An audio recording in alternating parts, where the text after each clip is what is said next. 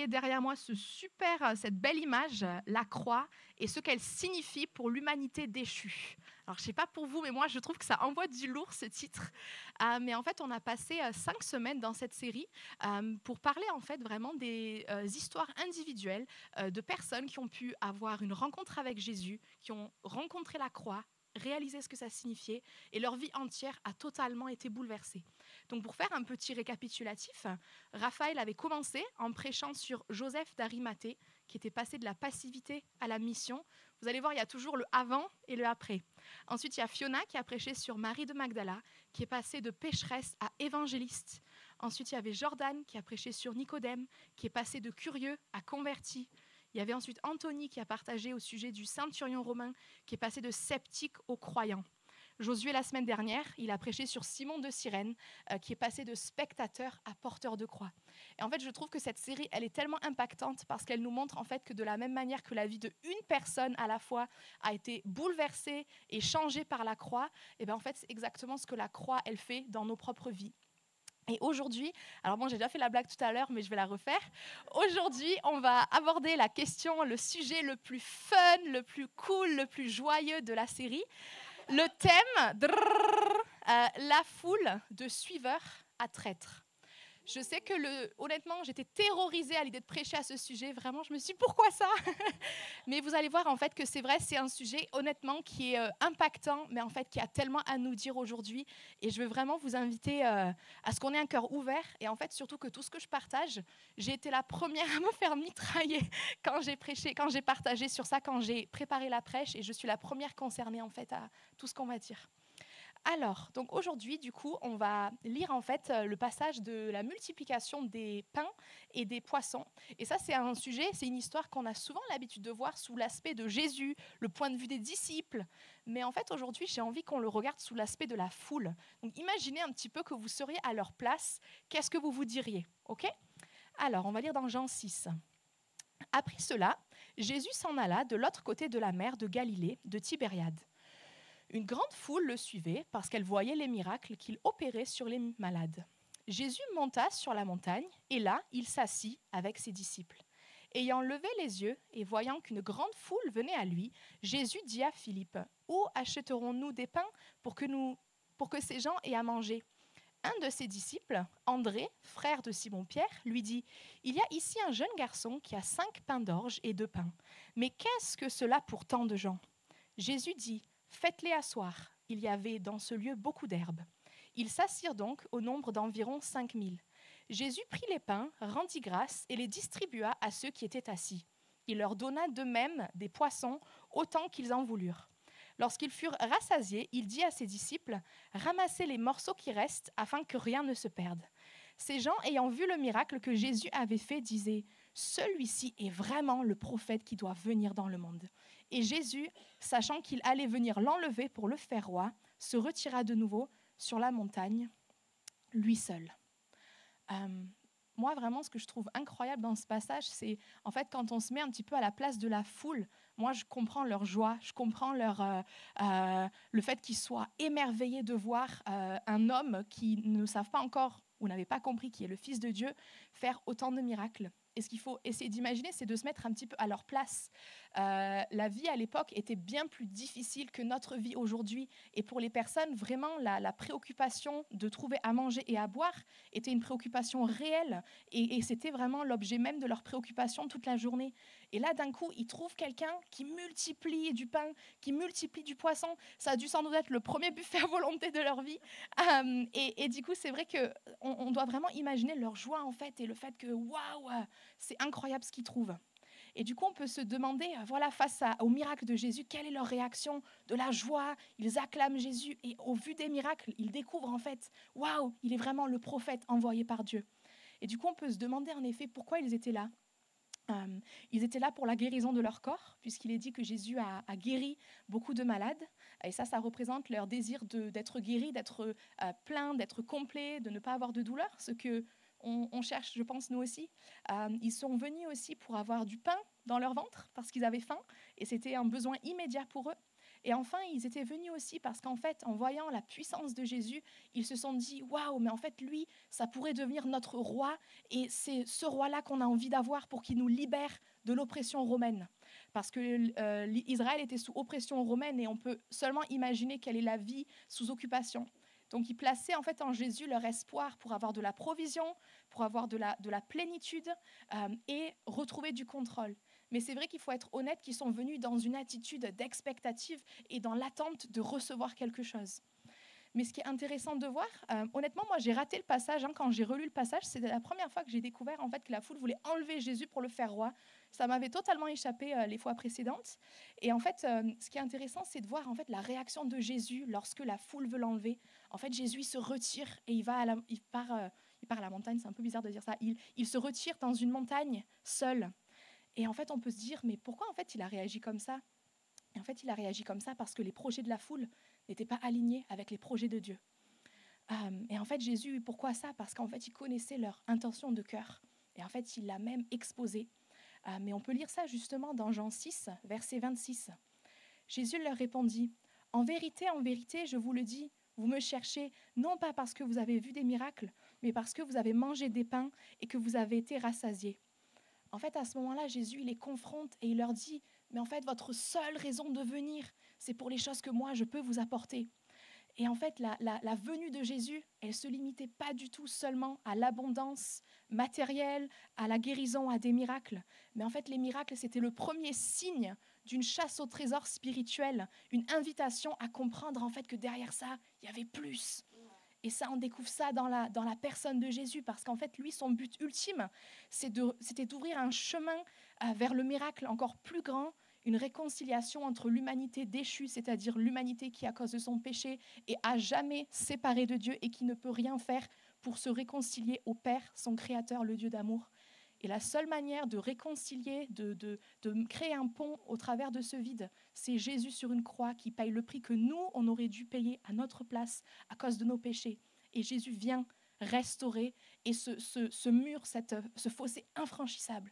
Pour la première fois de l'histoire de l'humanité, Dieu crée un chemin grâce à Jésus.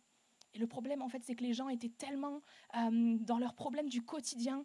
Et moi, je suis la première à tomber dans ce piège. J'ai tellement de préoccupations que je vois que mes besoins immédiats et j'oublie l'essentiel. Donc tout ça pour dire qu'en fait, les personnes, malheureusement, elles ont raté en fait le cœur même du but de la venue de Jésus.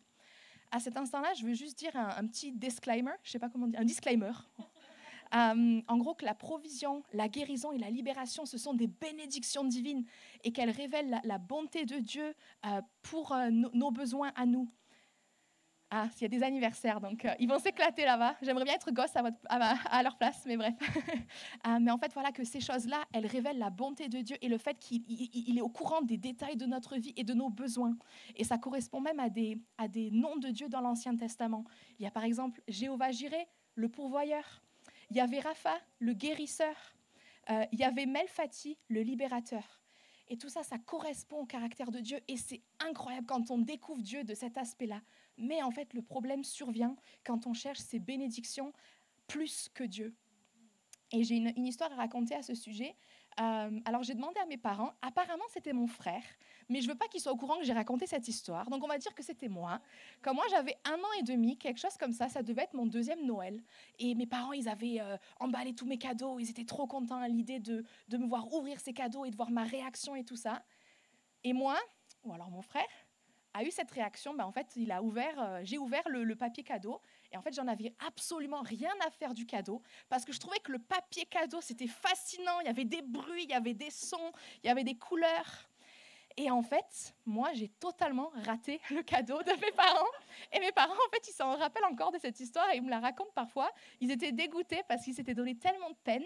Et moi, en fait, je m'en fichais parce que ce qui m'intéressait, c'était le papier cadeau. Et en fait, je crois qu'en fait, c'est un petit peu la même chose avec la foule.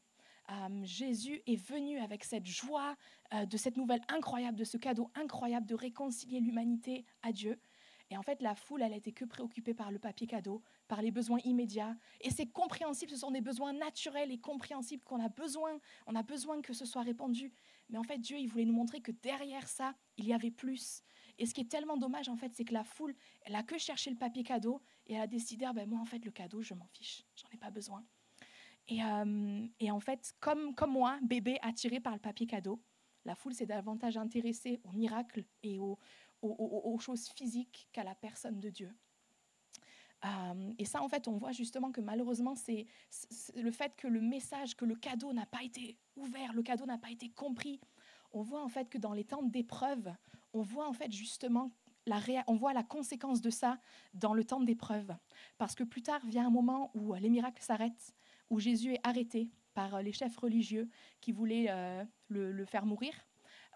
Et du coup, Jésus est amené devant le gouverneur Ponce Pilate qui devait décider de son sort parce qu'il était accusé par les chefs religieux juifs. Et Ponce Pilate, en fait, demande alors l'avis de la foule pour savoir quoi faire. Et on lit ça dans Matthieu 27, versets 20 à 23. Mais les principaux sacrificateurs et les anciens persuadèrent la foule de demander Barabbas. Entre parenthèses, Barabbas qui était un meurtrier, qui avait fait des choses terribles. Et de faire périr Jésus. Le gouverneur, prenant la parole, leur dit « Lequel des deux voulez-vous que je relâche ?» Ils répondirent « Barabbas ». Pilate leur dit « Que ferai-je donc de Jésus qu'on appelle Christ ?» Tous répondirent qu'il soit crucifié. Le gouverneur dit « Mais quel mal a-t-il fait ?» Et ils crièrent encore plus fort qu'il soit crucifié. Alors, je ne sais pas pour vous, mais quand moi, on m'a demandé de prêcher sur ça, je suis un peu tombée de ma chaise. Parce que je trouve que, en fait, le fait de réaliser, c'était peut-être même les mêmes personnes qui étaient dans la foule, qui étaient dans la foule au moment où Jésus a fait ses miracles, où ils ont vu la provision, qui l'ont acclamé, qui étaient tellement enthousiasmés par sa présence, par sa puissance, qu'ils voulaient le faire roi. Et au moment où les miracles s'arrêtent, où Jésus, au seul moment sans doute de sa vie où il est dans une posture de faiblesse, parce qu'il a choisi de le faire à notre place, et dès que les miracles cessent et que Jésus est dans une posture de faiblesse, déjà ils se détournent, mais en plus ils vont même jusqu'à le trahir en criant qu'il soit crucifié. Et en fait, on voit vraiment que face à l'absence de tout ce confort, ça a révélé en fait le vrai cœur de la foule. Une fois que leur motivation à suivre Jésus n'était plus comblée, ils n'avaient plus de raison de rester et du coup ils sont partis. Et c'est vrai qu'il est peut-être facile de se dire « Oh, mais bon, tout ça, ça ne me concerne pas. Moi, je suis fidèle. Moi, je suis là. » Mais en fait, je veux vraiment juste nous rappeler qu'en fait, le piège dans lequel est tombée la foule, c'est-à-dire de chercher et de s'arrêter au papier cadeau sans chercher au-delà des miracles, au-delà de la provision, la personne de Dieu, de rester préoccupé avec le papier cadeau et de ne pas chercher plus loin à accepter le cadeau, ça, c'est un piège auquel nous, on peut encore tomber aujourd'hui. Parce qu'on est à la recherche en fait exactement des mêmes choses. Moi, je cherche un appart, j'ai besoin de provisions matérielles. Quand je suis malade, j'ai besoin de guérison et je veux éviter la douleur à tout prix. On cherche la plénitude, on cherche la provision de manière peut-être différente que la foule, mais au fond, les besoins qu'on a sont les mêmes. Et du coup, la tentation de tomber dans je cherche la provision plus que le pourvoyeur, elle est réelle. Et c'est quelque chose, je crois, auquel on doit se demander. Et ça nous pousse en fait à amener nos cœurs devant Dieu et à lui demander sincèrement, Seigneur, sonde mon cœur, pour quelles raisons est-ce que je te suis? Quelles sont mes motivations? Quelles sont mes arrière-pensées? Et sincèrement, ça c'est une question que je me pose aussi. Cette étude-là m'a forcé à me remettre en question et à réaliser chaque jour en fait quand je viens à Dieu, mais en fait pour quelles raisons est-ce que je viens à lui? Et très sincèrement, cette semaine, j'ai été confrontée avec ça parce que je suis à la recherche d'un appartement, j'ai besoin de plus de travail. Et en fait, j'ai senti, je faisais bon pas comme ça vers Dieu. Et en fait, d'un coup, j'ai senti que Dieu me disait stop, viens avec la bonne intention. Ne viens pas pour que je te donne des choses. Je ne suis pas un supermarché. C'est pas un service où le drive, je prends et je pars. Non. Viens à moi avec la connaissance de qui je suis. Rappelle-toi que je suis ton Père qui t'aime. Et d'un coup, ça m'a secouée et ça m'a dit, Seigneur, mais merci que tu me rappelles en fait que je peux tellement tomber dans le piège de la foule et je dois tous les jours me poser la question, pourquoi je te suis, comment j'agis ce matin, pour quelle intention je viens.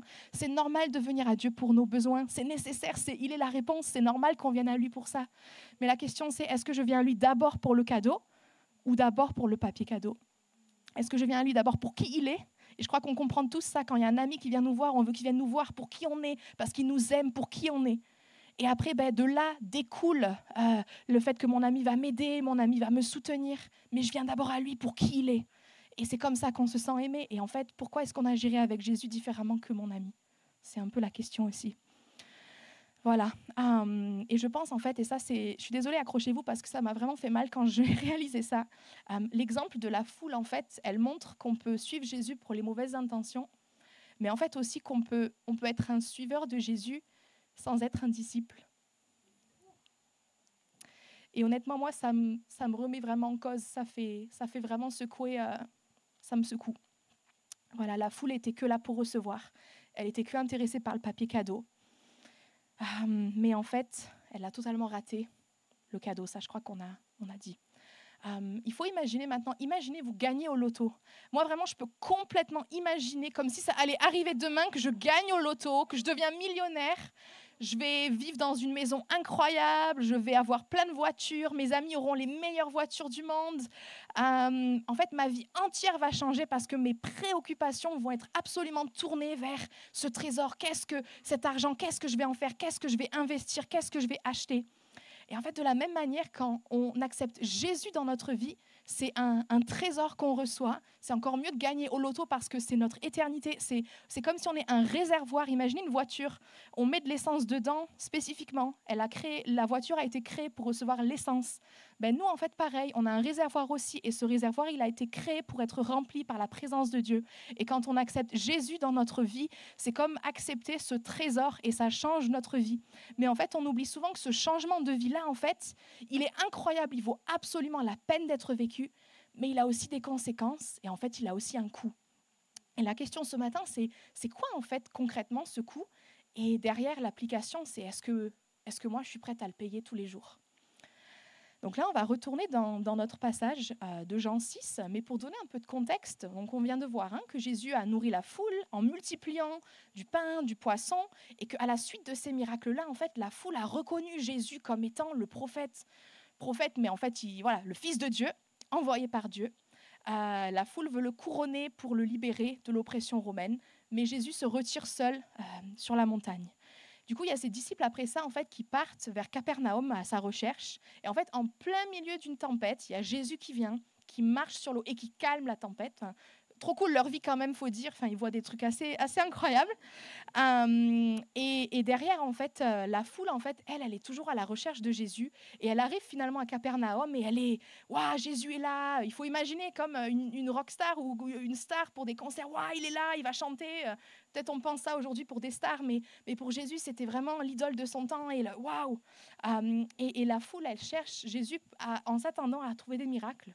Mais là, en fait, contre toute attente, Jésus, il ne se met pas à faire des miracles, mais Jésus, il se met à les enseigner.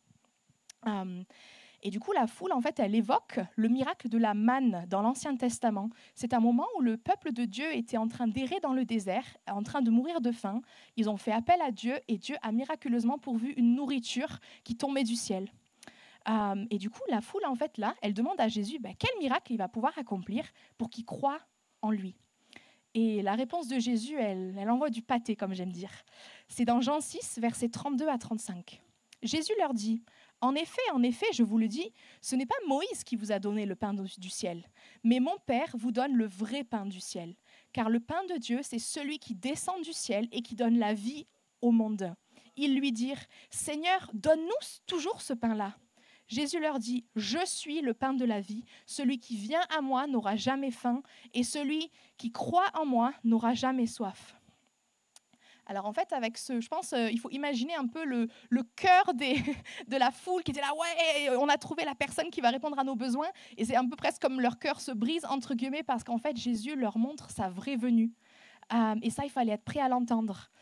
Jésus montre en fait que le miracle de la manne dans l'Ancien Testament ou encore le miracle de la multiplication des pains dans le Nouveau Testament, que ça en fait c'était que des signes qui venaient pour pointer vers le véritable pain de vie, le papier cadeau versus le véritable cadeau, à savoir Jésus. Et en fait, c'est là où ça va commencer un petit peu à piquer, parce que souvent, on est trop content d'entendre « Mais oui, Jésus, c'est mon Seigneur, Jésus, c'est mon Sauveur, c'est le pain de vie, absolument ». Mais on oublie souvent en fait qu'avec ça, ça a des implications pour nous. Et c'est aussi pour nous en fait accepter d'être confrontés avec des réalités qui nous concernent que bien souvent, on n'a pas envie d'entendre. Vous savez, des fois, les enfants, il y a les parents qui leur disent quelque chose et l'enfant, il est en mode bah. En fait, des fois, j'ai l'impression qu'on fait un peu ça avec Dieu aussi. On veut les bonnes choses, mais dès qu'il s'agit d'entendre quelque chose qu'on n'a pas envie, bah. Quand on a besoin, en fait, du pain de vie, si nous avons besoin du pain de vie, la conséquence logique, ça veut dire que nous sommes morts intérieurement. Jésus le dit dans le verset 35. « Je suis le pain de vie, celui qui vient à moi n'aura jamais faim, celui qui croit en moi n'aura jamais soif. » Sans Jésus, alors, ça veut dire que nous sommes littéralement dans un état de mort. C'est ce qu'il répète aussi au verset 53. « En vérité, je vous le dis, si vous ne mangez de la chair du Fils de l'homme et si vous ne buvez son sang, vous n'avez pas la vie en vous. » Et honnêtement, pour moi, c'est tellement facile de complètement rater la profondeur de ce passage. Parce que oui, j'entends le mot la mort, ok, nanana, c'est l'absence de vie. Mais en fait, la mort, c'est l'absence de vie. Mais la mort, c'est littéralement tout ce qu'il y a de plus terrible et de plus sombre pour nous. Et je suis désolée, je vais donner des images parce qu'il faut un peu qu'on percute. La mort, c'est littéralement quelque chose qui est en décomposition. C'est quelque chose qui est en putréfaction. C'est une odeur qui est insoutenable. C'est quelque chose de tellement hideux qu'on doit partir en courant. Et ça, en fait, c'est littéralement notre état à nous intérieurement, sans Jésus, sans le pain de vie. Donc, reconnaître Jésus comme mon pain de vie, ça veut dire que sans lui, je suis comme ça, dans cet état-là de mort. Et en parlant ici de sa chair et de son sang, Jésus fait référence à l'œuvre qu'il accomplira un peu plus tard à la croix, sa vie donnée en sacrifice pour le pardon de nos péchés. Et c'est pour ça, en fait, qu'on est obligé de revenir à la croix et de comprendre, mais qu'est-ce que la croix nous dit que nous avons besoin d'entendre afin de réellement comprendre son impact dans notre vie. Et la croix, eh bien, moi, je me suis parfois demandé pourquoi est-ce que Jésus est mort sur une croix? Pourquoi est-ce que son sacrifice était tellement horrible? Parce que Jésus a été fouetté, il a été torturé, il a été humilié, il a été moqué. C'était une mort agonisante. Je réfléchis à peine aux clous qui passent dans la main et je tremble et je peux pas. Mais parce que c'était tellement quelque chose de tellement insoutenable. Et en fait, ça nous montre en fait la véritable noirceur et la véritable horreur de notre propre péché qui a besoin d'être pardonné et qui a besoin d'être racheté. Et ça met justement en lumière notre état de mort intérieure sans Jésus que nous avons besoin de reconnaître afin d'être rachetés par Dieu. Et c'est là, à ce stade aussi, où c'est difficile, parce que souvent, quand on parle du sacrifice de la croix à Jésus, les personnes qui ne sont pas encore en Jésus disent « Oh, mais moi, je suis quand même une bonne personne, j'ai tué personne, j'espère. » Mais la croix, en fait, comment dire, on n'était pas juste des bonnes personnes qui, de temps en temps, ont fait des erreurs, qui ont blessé un peu les gens. Mais en fait, aux yeux de Dieu, on était littéralement des criminels parce que Dieu nous a donné sa loi et nous, en tant qu'hommes, nous avons choisi de faire absolument le contraire. Et on s'est détourné de Dieu, on s'est détourné de la raison même pour laquelle on était créé. Imaginez une personne qui vous donne tout ce dont vous avez besoin, tout son amour, tout. Et vous choisissez en connaissance de cause de cracher dessus, de dire mais en fait j'en ai pas besoin et de faire les pires choses contre cette personne qui vous a tout donné. Et bien en fait nous dans notre attitude c'est littéralement ce qu'on a fait avec Dieu. Et je sais que ça c'est un peu dur de dire ça, mais en fait c'est quand même la réalité. Et des fois on minimise la croix parce qu'on minimise la gravité de notre état intérieur sans Dieu. Et on a besoin, pour comprendre la profondeur de la croix, on a besoin de comprendre, en fait, je viens de très, très, très, très loin. Je viens du fin fond du sol de l'humanité.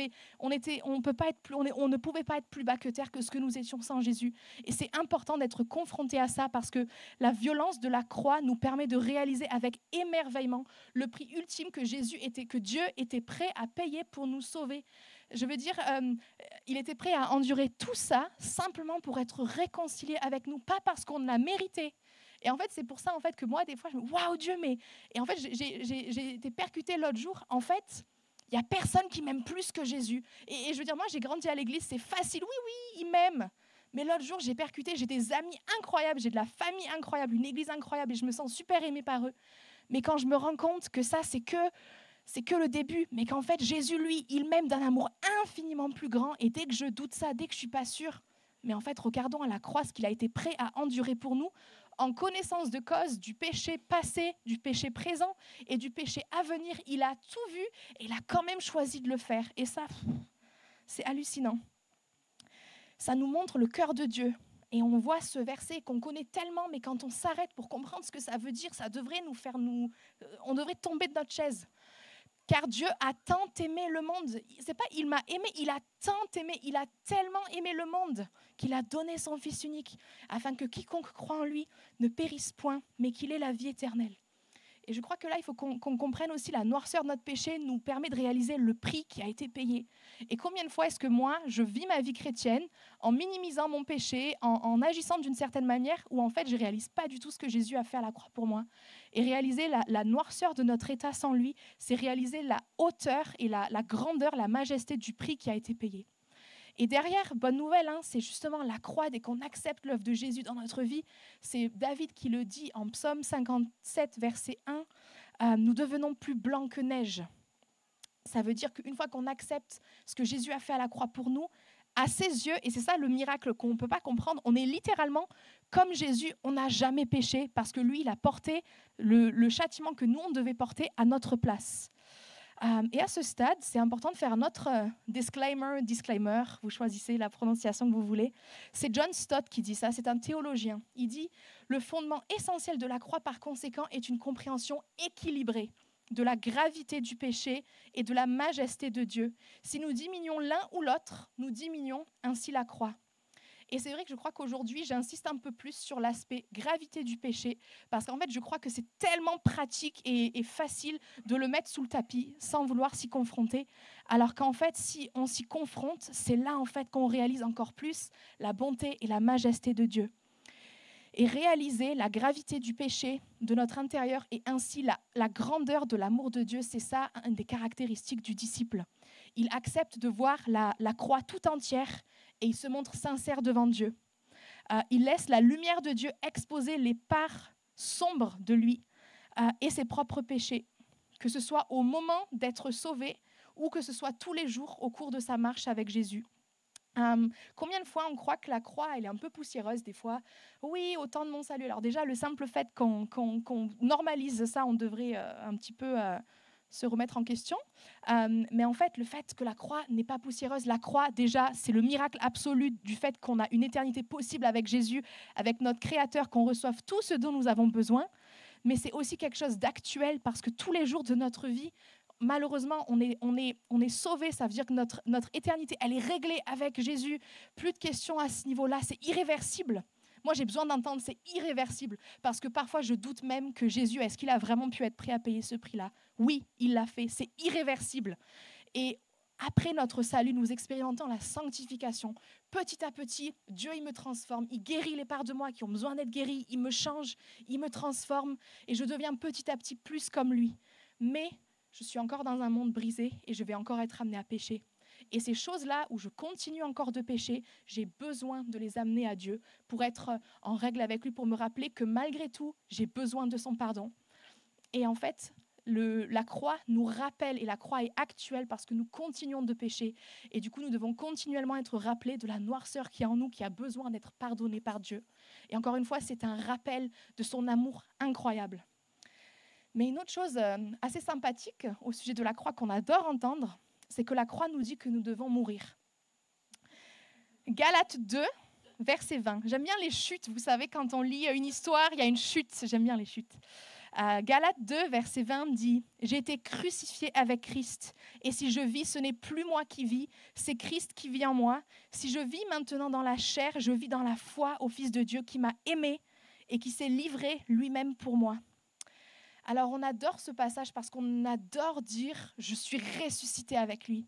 Et c'est vrai, et je crois que c'est le meilleur sentiment au monde, honnêtement, c'est la chose la plus belle. Mais encore une fois, on oublie que si je suis ressuscitée avec lui, ça veut dire qu'en premier lieu, je suis morte avec lui. Et on oublie en fait souvent de se rappeler de ce que ça signifie de d'abord mourir avec lui. Et c'est ce que Jésus dit, en fait, il nous dit qu'en le suivant, on va devoir mourir à nous-mêmes, on va devoir abandonner des choses qu'on veut pour pouvoir avoir ses désirs à lui en premier. Et honnêtement, c'est coûteux parce que ça ne vient pas instinctivement, c'est un choix, c'est une décision et c'est coûteux. Et Jésus dit à ses disciples en Matthieu 16, verset 24, « Si quelqu'un veut venir après moi, qu'il renonce à lui-même, qu'il se charge de sa croix et qu'il me suive. » On est d'accord que là, il s'agit de choses qui nous coûtent, des choses qu'on doit abandonner, des choses qu'on doit lâcher. Et il y a Elisabeth Elliot, qui est une missionnaire, qui a dit « Être un disciple du crucifié signifie Tôt ou tard, une rencontre personnelle avec la croix. Et la croix implique toujours une perte. Le grand symbole du christianisme signifie sacrifice. Et personne ne peut se dire chrétien sans faire face à ce fait brutal. On va prendre une seconde pour digérer ça. Je vais juste vous partager un petit témoignage, encore une fois, parce que c'est tellement important de dire on est le premier concerné, en fait. J'ai 25 ans, je suis célibataire, et je suis célibataire pas parce que c'est un choix. Je n'ai pas encore rencontré la personne, et tous les jours de ma vie, je me lève avec ce désir d'être mariée, d'avoir des enfants. J'ai des amis autour de moi qui sont merveilleux, qui sont mariés, qui sont fiancés, qui sont en couple, et je me réjouis de tout mon cœur pour eux. Mais au fond de moi, il y a toujours cette douleur qui ressort. Et moi, Seigneur, ça sera quand mon tour? Et tous les jours, c'est un désir qui revient, qui est tellement puissant que je dois me forcer, je dois parfois le traîner, ce désir à la croix et dire, Seigneur, j'accepte que ce truc meure si ça signifie que toi, tu prends ta place en premier. Parce que si je ne laisse pas ce désir mourir, ça va prendre sa place et ça va être une idole. Donc tous les jours de ma vie, je meurs intérieurement. Je meurs intérieurement sur plein de choses, on est d'accord. Mais je meurs intérieurement chaque jour, consciemment, parfois 500 fois dans la journée. Et avec une de mes amies, on a décidé, quand on sent qu'on doit mourir à ce désir pour remettre Dieu à sa place, on dit « je te fais confiance ». Et pour moi, en fait, c'est une déclaration incroyable parce que oui, la douleur intérieure me rappelle que je suis en train de mourir à un désir que j'ai intérieurement et que c'est coûteux. Mais je déclare, je te fais confiance parce que je fais confiance à son timing à lui. S'il a décidé qu'un jour je serai mariée, il connaît mon désir, il connaît mon cœur, je lui fais confiance, ça me dépasse et ça fait très mal. Mais je décide de mourir à ce désir consciemment parce que j'ai été sincère devant Dieu et j'ai reconnu que si je ne fais pas mourir ce désir tous les jours, ça va devenir une idole. Et ça, c'est quelque chose, je sens la douleur tous les jours. Et je crois en fait que cette question-là d'être disciple, et on doit abandonner quelque chose devant Dieu pour être sûr que c'est bien lui qui est en première place, ça soulève la question sans détour pour nous. Est-ce qu'il y a des choses dans ma vie qui doivent mourir? Je crois sincèrement, il est fort possible que la réponse soit oui. Que dois-je lâcher? Est-ce qu'il y a des péchés qu'on entretient? Je suis coupable de ça. Des habitudes, ma zone de confort, des rêves, des désirs. Un disciple, il comprend le coût qui a été payé par Jésus à la croix. En tout cas, un échantillon, parce que je crois qu'on ne sera sans doute jamais entièrement capable de mesurer ce qu'il a vraiment fait pour nous. Mais il a un échantillon qui est suffisamment incroyable que ça chamboule sa vie de sorte à ce qu'il ne peut plus jamais vivre de la même chose. Même s'il fait des erreurs, il revient toujours au Père et il revient toujours vers celui qui lui pardonne parce qu'il sait qu'il en a besoin. Un disciple comprend aussi que suivre Jésus va avoir un coût et ce que ça signifie de suivre Christ. Et en connaissance de cause, un disciple choisit de payer ce coût. Alors du coup, il faut savoir que quand Jésus a partagé tout ça, ça a bien fait secouer les dents de tout le monde. Il y a eu des vives réactions par rapport à cet enseignement de Jésus, puisqu'il les a confrontés en leur disant « c'est seulement en passant par moi que tu trouves la vie éternelle. Si tu choisis de ne pas le faire, tu vas dans la mort. » C'est radical comme enseignement. Et on voit en fait justement la réaction des disciples. On va lire ça dans Jean 6, versets 66 à 69. Dès ce moment, plusieurs de ses disciples se retirèrent et ils n'allaient plus avec lui. Jésus donc dit aux 12, « Et vous, ne voulez-vous pas vous aussi vous en aller ?» Simon-Pierre lui répondit, « Seigneur, à qui irions-nous ? Tu as les paroles de la vie éternelle et nous avons cru et nous avons connu que tu es le Christ, le Saint de Dieu. » Les paroles de Pierre, je pourrais les entendre toute la journée. Seigneur, à qui irions-nous ? Tu as les paroles de la vie éternelle. En fait, ce qui est assez fou, c'est qu'on voit du coup que cet enseignement radical de Jésus a littéralement fait le tri parmi les disciples. Est-ce que ça vous est déjà arrivé d'être au supermarché et vous voyez le prix d'un article, vous vous dites « Ah ben cool, je vais acheter ça ». Et d'un coup, vous arrivez à la caisse et en fait, vous voyez le prix qui s'affiche à l'écran et là, les dents grincent. « Ah mais en fait, je n'étais pas du tout prête à payer ce prix-là ». Et moi qui n'aime pas dépenser les choses pour rien, j'ai aucun souci à dire « Excusez-moi, mais en fait, je vais reposer l'article, je ne suis pas prête à payer autant ». Et en fait, ce qui est vraiment fou, c'est qu'au travers de cet enseignement, en fait, Jésus, il a scanné le code barre du prix d'une vie avec lui et il a laissé le prix s'afficher sur l'écran pour que ses disciples puissent voir ce que ça allait coûter. Et on voit du coup que pour certains, le prix qu'ils ont vu s'afficher était trop cher et qu'ils n'étaient pas prêts à le payer. Et qu'est-ce qu'ils ont fait du coup ? Ils sont partis. Et malheureusement, on voit à nouveau, ils se disaient disciples, mais en fait, au final, ils avaient la même motivation que la foule, parce que dès lors qu'ils pouvaient recevoir, ils recevaient, mais dès lors que ça leur coûtait quelque chose, ils n'étaient pas prêts. Et on voit que du coup, ils se contentaient de physiquement suivre Jésus. Encore une fois, ça fait mal, mais c'est vrai. Ils étaient des suiveurs, pas des disciples. Les disciples authentiques sont restés parce qu'ils ont compris qu'il allait y avoir un coût, mais que ce coût en valait absolument la peine, parce que comparé à ce qu'ils allaient payer, ce qu'ils allaient trouver avait un prix inestimable. La vie éternelle avec Jésus et une relation d'intimité avec lui. Le monde aujourd'hui veut tellement nous mentir et nous dire qu'en fait, on trouve les satisfactions de ça dans le monde. Pour être très sincère avec vous, moi, un mensonge auquel je crois souvent, c'est que si je trouve un mari, il va m'aimer et il va combler tous les trous qu'il y a en moi. Mais ça, c'est un mensonge. Parce que c'est quand je m'approche de Jésus que il y a même Blaise Pascal qui disait qu'il y a un vide, un trou dans le cœur de l'homme qui ne peut être comblé que par la présence du Seigneur Jésus-Christ. Et c'est la même chose là, en fait. Eux, ils ont compris, ils avaient des trous, ils avaient des problèmes, des choses, mais ils ont compris que le véritable trésor, c'est seulement Jésus qui peut combler ça. Le disciple entend l'enseignement entier de Jésus, comprend le coût et accepte de le payer. Il choisit de rester en connaissance de cause. Alors du coup, c'est vrai que face à des passages aussi directs, on se retrouve confronté à une question brutale. Et moi, quel type de suiveur suis-je ? La foule qui s'enthousiasme devant les miracles et se détourne de Jésus devant les difficultés et va même jusqu'à le trahir ? Ou un disciple qui a compté le coût en connaissance de cause et qui choisit de suivre Jésus ? Et je crois en fait que je partage tout ça parce qu'en fait, je sens vraiment dans mon cœur ce matin une urgence d'entrer dans une démarche d'honnêteté avec Dieu, mais que ce soit nous qui décidons, Seigneur, je viens à toi avec tout ça, et de laisser en fait Dieu sonder nos cœurs. Est-ce que j'ai réellement compté le coût ? Et vraiment, peu importe en fait les constats effrayants qu'on sera peut-être amené à faire. Ah mais en fait, mon cœur n'est pas du tout à la bonne place. Ah mais en fait, il y a ça. Ce qui est tellement bon, c'est qu'avec Dieu, quand on lui amène, quand on lui donne le feu vert pour agir dans notre vie, peu importe notre état, peu importe notre situation, lui, il est fidèle et il va toujours respecter sa part du contrat et il va agir parce qu'il est fidèle et il ne peut pas se renier lui-même. Il est fidèle et si on l'invite, il vient. Et du coup, en fait, mon encouragement ce matin, c'est de regarder à la croix, mais de ne pas regarder à la croix comme quelque chose qui... on regarde à la croix comme l'événement même qui permet notre salut, mais on regarde à la croix aussi comme ce rappel constant que j'en ai besoin constamment parce que je dois laisser la croix me confronter. Est-ce que vous avez tous un téléphone, un ordinateur ? On est d'accord, on déteste les mises à jour sur l'ordinateur, le téléphone.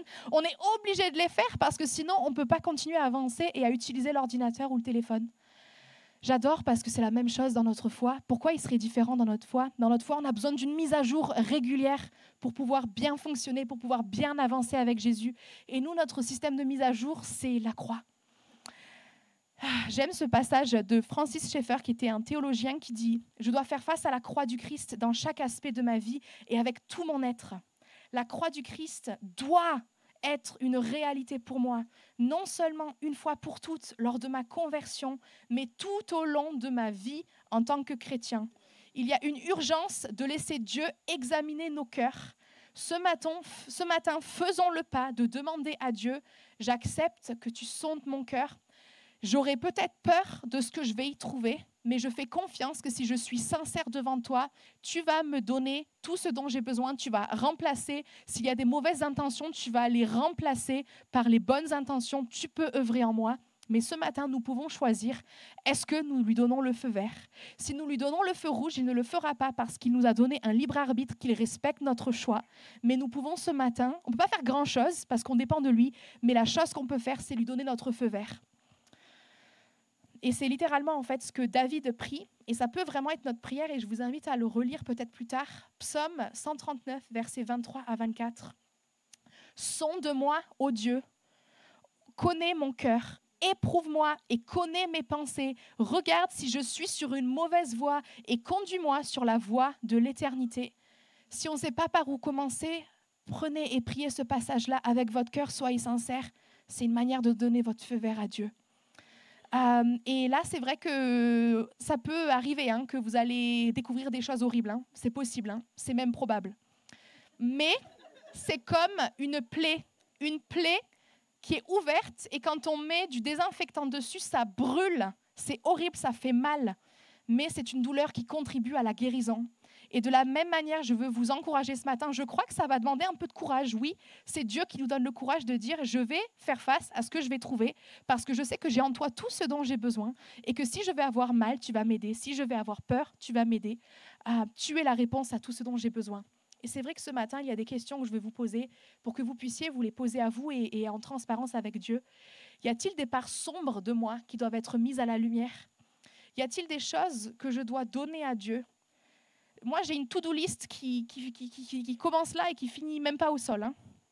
Y a-t-il des choses en moi qui doivent mourir? Y a-t-il des péchés pour lesquels je dois demander pardon? Y a-t-il des choses que je dois changer dans ma manière de suivre Jésus? Donc oui, suivre Jésus a un coût et c'est important de le souligner parce que trop souvent, on ne veut pas l'entendre.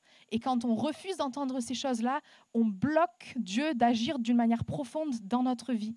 Et rappelons-nous que tout ça, ça vient parce que c'est un coût et je suis littéraire et j'aime bien jouer avec les mots. Et ce matin, je voulais un peu vous faire peur avec le titre « La foule ».